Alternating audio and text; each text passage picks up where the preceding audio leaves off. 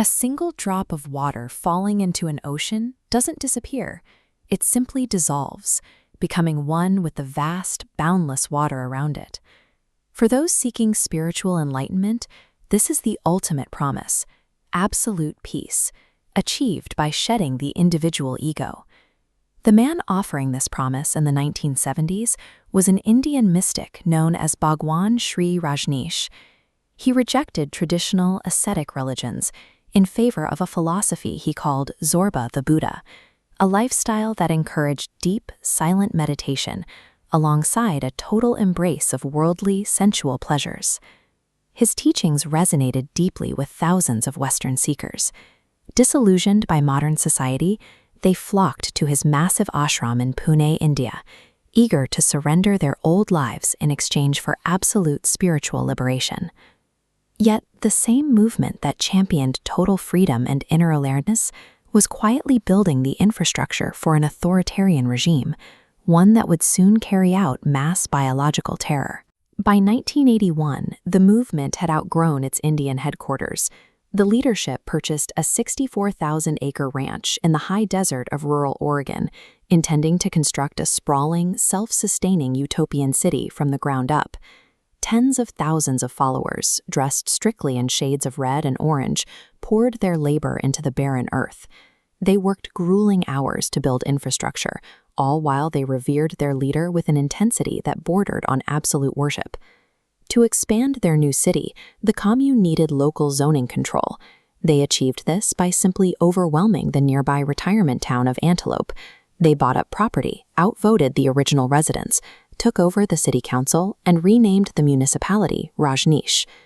Transforming a desert ranch into a permanent city necessitates building permits, land use rights, and the systematic consolidation of local political power. While Rajneeshee took daily, silent drives in a fleet of luxury Rolls-Royces, a highly organized, heavily armed administrative hierarchy was quietly consolidating authority. The guru's self-imposed isolation left a vacuum of authority that his inner circle was eager to fill. Without outside oversight or internal dissent, a highly efficient, fascist administrative structure took root within the commune's leadership. With Rajneeshee engaged in a multi-year period of self-imposed public silence, total operational control of the commune fell to his chief lieutenant, Ma Anand Sheela.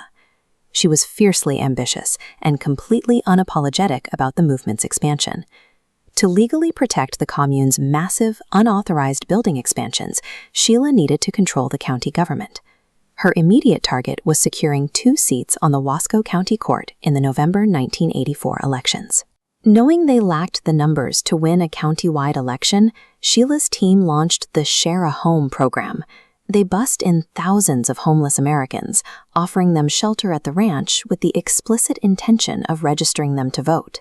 Wasco County officials recognized the maneuver. Desperate to maintain democratic control over their jurisdiction, they invoked regulations requiring all new voters to submit specific qualifications, effectively blocking the imported population from casting ballots. Stripped of their artificial voting bloc, the commune's leadership opted for a darker strategy. If they could not outvote the local population, they would systematically incapacitate them on election day. Faced with political defeat, the commune transitioned to biological warfare, orchestrating a plan to suppress the local vote by making the entire town violently ill. Their target was the Dalles, the largest civilian population center in Wasco County and the home of the local voting base. The chosen weapon was a biological agent, Salmonella enterica typhurium. Cultured secretly inside the commune's medical laboratories, the perpetrators chillingly referred to it as salsa. In September and October of 1984, cult operatives carried out a trial run that quickly escalated into a full-scale deployment. They systematically visited 10 local restaurants, secretly pouring the liquid bacteria directly into salad dressings and over produce at the communal salad bars. The resulting outbreak was immediate and devastating. 751 innocent people contracted severe acute gastroenteritis, with 45 cases requiring urgent hospitalization. The pathogen did not discriminate. The victims struck down by the illness ranged from an 87-year-old resident to an infant born just days after its mother was infected. A wave of psychological terror paralyzed the Dalles. Residents refused to leave their homes, the once bustling streets emptied into a ghost town, and the targeted restaurants suffered immense financial losses. A community ostensibly founded on the principles of deep love and cosmic awareness had intentionally carried out the largest biological terror attack in United States history on an unsuspecting civilian populace. In the immediate aftermath, public health officials concluded the massive outbreak was simply the result of poor hygiene among food handlers, completely missing the coordinated terror plot hidden beneath the surface. The truth remained buried for a year until fractures appeared at the top of the commune. After Sheela and several core leaders abruptly fled to Europe, Rajneeshee broke his silence to publicly accuse her gang of fascists of orchestrating the poisonings. All of these allegations triggered a massive, immediate response. A joint task force of the FBI and Oregon State Police descended on the compound to execute search warrants and investigate the guru's claims. Inside the clinic, investigators found a bacteriological freezer dryer capable of large-scale microbe production.